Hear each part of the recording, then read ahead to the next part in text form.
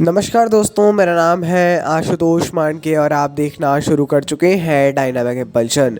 आज के इस वीडियो में हम बात करेंगे 20 अप्रैल 2024 के करंट अफेयर्स की। और अब जब आपने वीडियो के थंबनेल पर क्लिक करते हुए वीडियो देखने की शुरुआत कर ही दी है तो अंत तक ही जुड़े रहिएगा, क्योंकि आप सभी लोग जानते हैं कि ज्ञान को कभी भी अधूरा नहीं छोड़ना चाहिए। इसी बात के साथ शुरू कर रहे हैं वीडियो को। हाथ में कॉपी और पेन ले लीजिए। शुरू करते हैं वीडियो को आज की पहली जानकारी के साथ।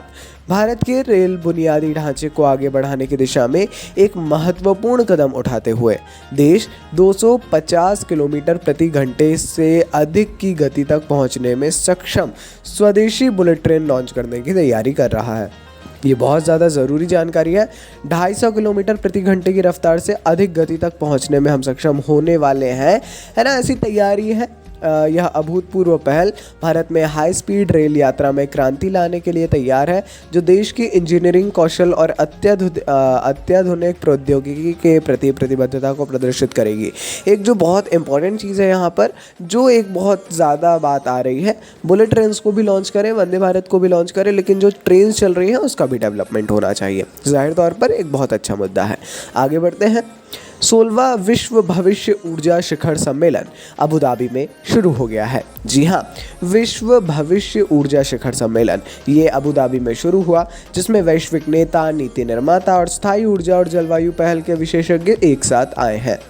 शिखर सम्मेलन का उद्देश्य वैश्विक जलवायु कार्यवाही, नवीकरणीय ऊर्जा, ऊर्जा सुरक्षा और सतत विकास जैसे प्रमुख मुद्दों पर बातचीत करना है। यहाँ पर विशेष जो चीज़ है वो है जलवायु कार्यवाही, है ना। वैश्विक जलवायु कार्यवाही, है ना, ये सारी चीज़ें उसी से रिलेटेड है। नवीकरणीय ऊर्जा, ऊर्जा सुरक्षा, सतत विकास, ये सारी चीज़ें जलवायु कार्यवाही से भी रिलेटेड है। जलवायु परिवर्तन वर्तमान में सबसे अहम मुद्दा बना हुआ है। जलवायु परिवर्तन के बारे में बहुत सारी चीज़ें हैं, है ना, जिनको नोट करना बहुत ज़रूरी है और करंट अफेयर्स में भी एक इंपॉर्टेंट रोल प्ले करते हैं डेफिनेटली। आगे बढ़ते हैं। एक महत्वपूर्ण विकास में उत्तर प्रदेश के ऐतिहासिक शहर वाराणसी के 2 प्रतिष्ठित उत्पादों को प्रतिष्ठित भौगोलिक संकेत जीआई जियोग्राफिकल इंडिकेटर का दर्जा दिया गया है। 16 अप्रैल 2024 को चेन्नई स्थित जीआई रजिस्ट्री कार्यालय ने घोषणा की कि वाराणसी की तिरंगा बर्फी और धलुआ मूर्ति, जो धलुआ मूर्ति है, मेटल कास्टिंग क्राफ्ट को प्रतिष्ठित जीआई श्रेणी में शामिल किया गया। एक तो सबसे पहले जो करंट अफेयर्स में बात है वो है वाराणसी में 2 और जीआई टैग मिले हैं, है ना। अब चेन्नई में स्थित है जीआई रजिस्ट्री कार्यालय, जो देती है, जो जीआई टैग को देती है कौन? जीआई रजिस्ट्री कार्यालय, भौगोलिक संकेत रजिस्ट्री कार्यालय। कहाँ पर है? चेन्नई में। ज़रूर इस बारे में और पढ़िएगा। आगे बढ़ते हैं। अगली जानकारी। 15 से 18 अप्रैल 2024 तक अपनी उज़्बेकिस्तान यात्रा के दौरान भारतीय सेना प्रमुख मनोज पांडे ने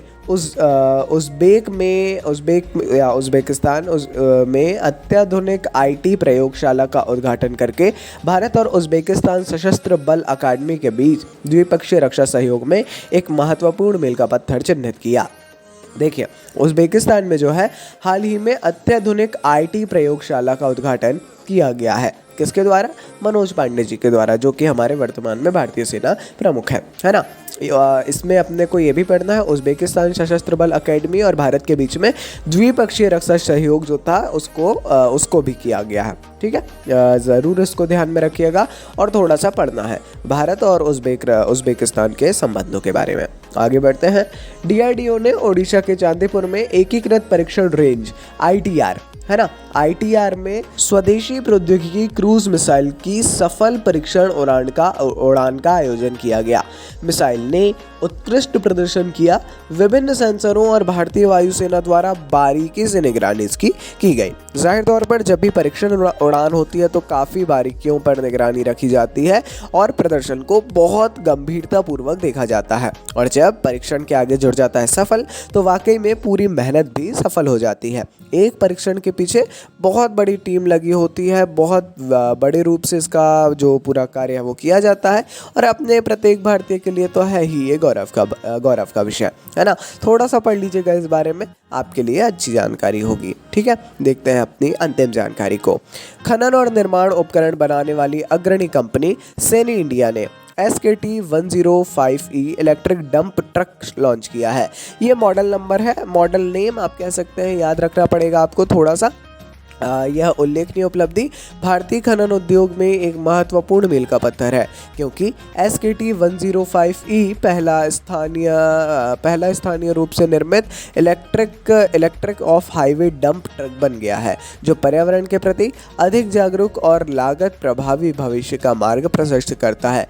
ये भी काफ़ी ज़रूरी जानकारी है, इसके बारे में थोड़ी जानकारी यदि आप ले लेंगे तो आपके लिए पर्याप्त रहेगा, है ना। थोड़ा सा पढ़ना पड़ेगा, ज़्यादा इसके बारे में नहीं देखना है ना। थोड़ा सा पढ़ लेंगे तो पर्याप्त रहेगी जानकारी। बाकी यदि आज के इस वीडियो की अंतिम जानकारी, अब आपको किसी भी जानकारी को नेग्लेक्ट बिल्कुल भी नहीं करना है। आपको अपने अनुसार ये नहीं डिसाइड कर लेना है इंपॉर्टेंट है, नहीं है, बिल्कुल नहीं है, बहुत ही बेकार है ना। ये सारी चीज़ें जो आमतौर पर देखी जाती है। न्यूज़पेपर पढ़ते चलिए और जो नोट्स हैं जो हमने बताया थोड़ा पढ़ लीजिए, उसको पढ़ना ही है।